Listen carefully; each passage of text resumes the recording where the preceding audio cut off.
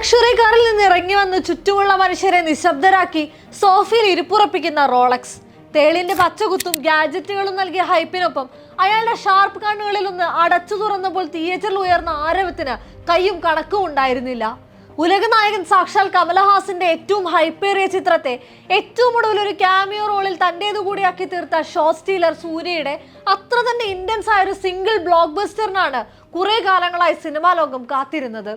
അത്തരമൊരു mass action performing peak സൂര്യ കാർത്തിക് സുബ്ബരാജുമായി കൈകോർത്തത് കേരളത്തിലടക്കം ആഘോഷമായതും ആ നടിപ്പിൻ നായകന്റെ വെയിറ്റുള്ള സ്വാഗുള്ള ഒരു കംബാക്ക് മുന്നിൽ കണ്ടാണ്. റെട്രോ പക്ഷേ അങ്ങനെ ഒരു പടമല്ല, അത് പൂർണ്ണമായും ഒരു കാർത്തിക് സുബ്ബരാജ് പടമാണ്, അഥവാ കാർത്തിക് ഫ്ലേവറിൽ ഒരു സൂര്യ പടം. കാർത്തിക് സുബ്ബരാജിന്റെ മുൻ ചിത്രങ്ങളുടെ ഫോർമാറ്റുകളെ പൊളിക്കാതെ നോവിക്കാതെ മറ്റൊരു സെറ്റിലേക്ക് മാറ്റിയെടുത്തു വെച്ച ചിത്രമായി റെട്രോ അതിന്റെ കഥയുടെ ഒഴുക്കിൽ അനുഭവപ്പെടും. സൂര്യയുടെ ആക്ഷൻ രംഗങ്ങൾക്ക് കൂടുതൽ ഇന്റൻസിറ്റി ഉണ്ടെങ്കിലും കൂടുതൽ സ്റ്റൈലിഷ്ഡ് ആണെങ്കിലും അഭിനയ മുഹൂർത്തങ്ങളുണ്ടെങ്കിലും അടുത്തിടെ പുറത്തിറങ്ങിയ ധാരാളം തമിഴ് ചിത്രങ്ങളിൽ കണ്ടു പരിചയിച്ച പ്ലോട്ട് സ്ട്രക്ചറുകൾ കാഴ്ചക്കാർക്ക് വിരസതയുണ്ടാക്കുന്നതായി.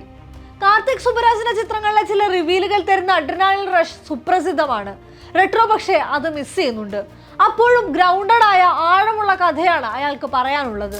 ഒരു ഡ്രമാറ്റിക് സെറ്റിംഗ് തന്നെയാണ് കാർത്തിക് സുബ്ബരാജിന്റെ ശൈലി. അവിശ്വസനീയമായതിനെ റിയലിസ്റ്റിക് ആയി പ്രസന്റ് ചെയ്യാൻ അയാളുടെ വിഷ്വലുകൾക്ക് അസാധ്യ കഴിവാണ്.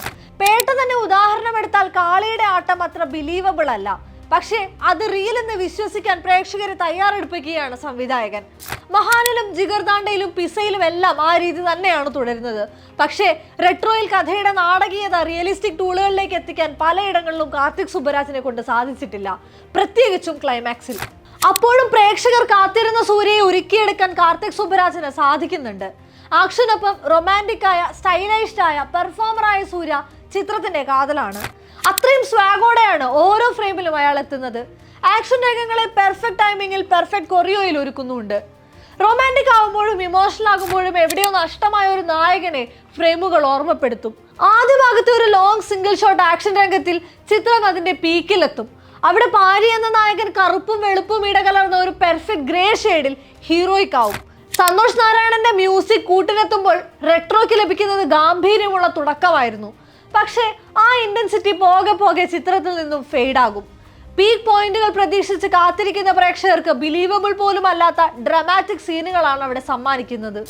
പൂജ ഹെഗ്ഡെ എന്ന നായിക അപ്പോഴും അവിടെ മിസ്ഫിറ്റ് ആണ്. മേക്കപ്പ് കൊണ്ടും കോസ്റ്റ്യൂം കൊണ്ടും അവരെ കഷ്ടപ്പെട്ട് ഫിറ്റ് ചെയ്യിക്കുന്നതായി തോന്നി. കഥാപാത്രത്തിന് ഇണങ്ങുന്ന നിരവധി നായികമാർ അപ്പോഴും ചിത്രത്തിന് പുറത്തുണ്ടായിരുന്നു. കഥാപാത്രത്തിന് വേണ്ട നടികരെ ചൂസ് ചെയ്യുക എന്നതായിരുന്നു കാർത്തിക്കിന്റെ ശൈലി. പക്ഷേ റെട്രോയിൽ പലയിടത്തും കാസ്റ്റിംഗ് കൊമേഴ്ഷ്യൽ താല്പര്യങ്ങൾക്ക് വഴങ്ങും വിധമായി. കഥാപരമായ റെട്രോ പഴക്കം തട്ടി തന്നെ ഇരുന്നെങ്കിലും ടെക്നിക്കലി ഫ്രഷ് ആണ്. ശ്രേയസ് കൃഷ്ണയുടെ സിനിമാറ്റോഗ്രഫിക്ക് ഒപ്പം തന്നെ എടുത്തു പറയേണ്ടത് മലയാളി കൂടിയ ഷഫീഖ് മുഹമ്മദ് അലിയുടെ എഡിറ്റിംഗ് കൂടെയാണ്.